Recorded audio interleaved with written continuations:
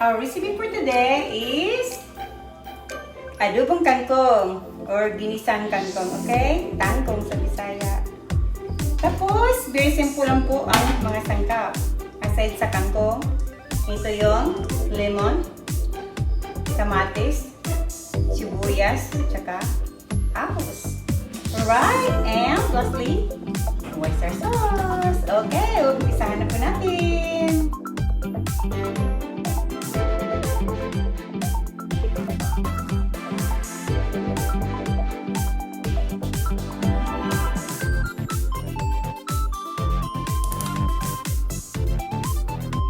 Kunti lang. Lagay na po natin yung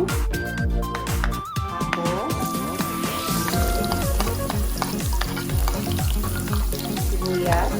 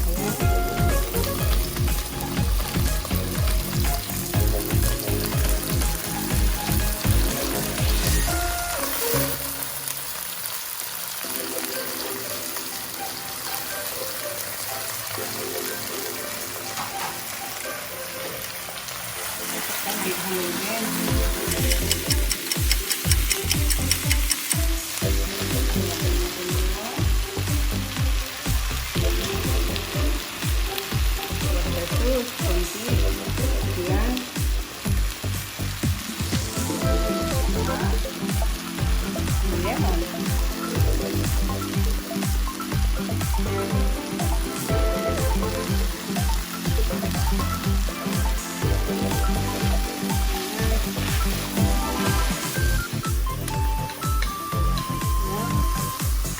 po natin na ng ilang second lang.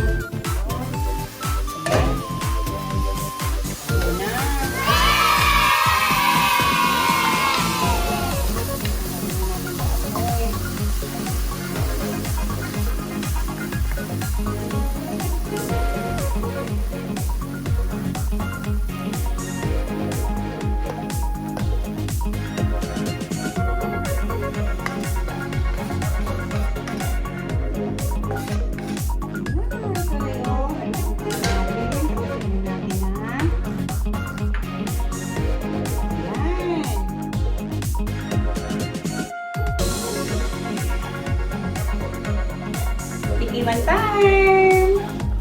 Ito na po yung adobong kangkong natin.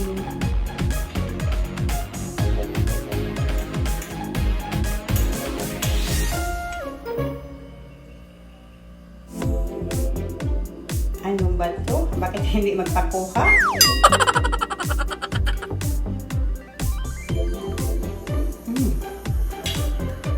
Super sarap, guys. You should try it. Okay, thank you for watching.